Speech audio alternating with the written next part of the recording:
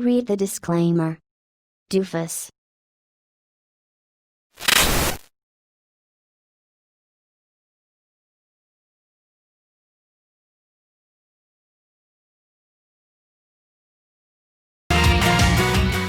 Okay, before we go any further, I'd like to apologize for the fact that this review isn't about Blitzwing. I have a script written up for this figure, it's really good and I really like it, and I even got as far as recording all the footage of the toy in the lightbox.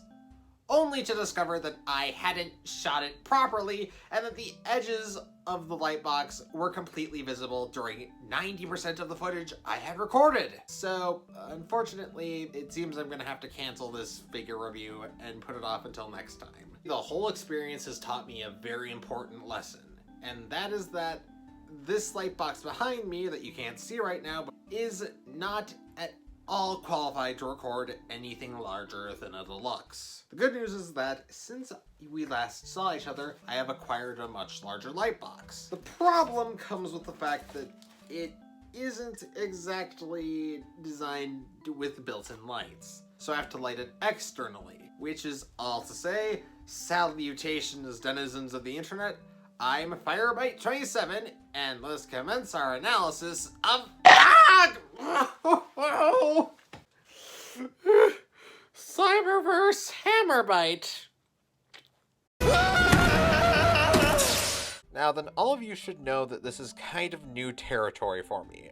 I've never really done many beast modes before, and I've done even fewer reviews where I've needed to use a flight stand for the alt mode. I mean, it's no surprise that a $15 figure like this, it lacks any form of beast mode articulation, except for what you would expect to be articulated on such a figure. The jaw. Just whatever you do, do not close the jaw all the way, otherwise it kinda looks like he's trying to emulate the upper class twit of the year sketch from Monty Python's Flying Circus. This is one of those alt modes that I really can't milk a 5-minute segment out of, because, well, there's nothing to talk about! Yes, it has underkibble, and it's some of the worst I've ever seen in my life, but honestly, I can forgive it because of its price point. So in order to avoid padding out this segment for longer than I need to, let's move on to the size comparisons. Here's Hammerbyte next to my last review, Repugnus and the Pesticons, my first ever Cyberverse review, Clobber, the only other shark in my collection, Power of the Prime's Ripper Snapper, what I hope will be my next review, Studio Series Blitzwing, Meteor Fire, a standard can of sparkling water, and Broadside. You know, it's weird that I'm not more elaborate, but honestly, Hammerbyte's alt mode is the kind of alt mode that needs no elaboration.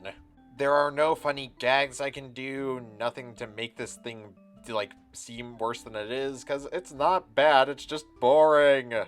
All I can say is that Kingdom had better sell well so we can get a Generations version of this character, because he deserves it. All I can say is that the Guardian of the Argon Sea deserves better. Now Hammerbyte, transform! Baby shark, do do do do do do, baby shark. Mom. Oh no, cease this children's channel bullcrap. I will not have my good name tainted by this Ryan's World schlock. Now, let's see here. Do I have something that's more appropriate for this kind of channel? Oh, here we go. This should work perfectly.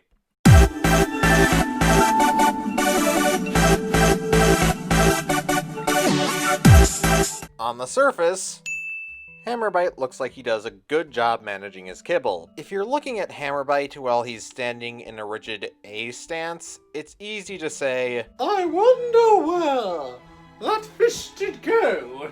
A fish, a fishy, ew. But when looking at him from conceivably any other angle, it's clear that the fish is now on the back.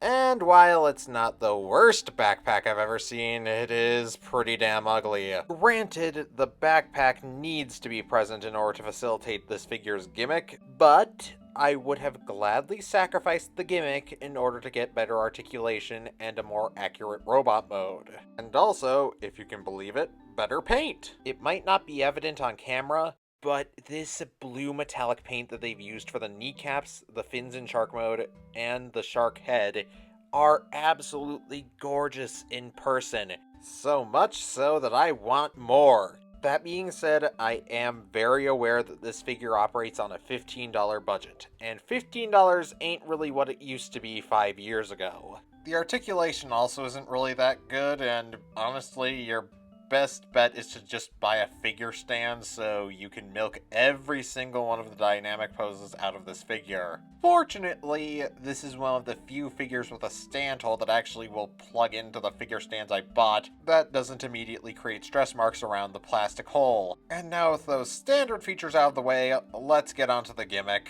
Gimmicks can range from a robot Steve Irwin flashing his tits at you. Wave goodbye to your head, wanker.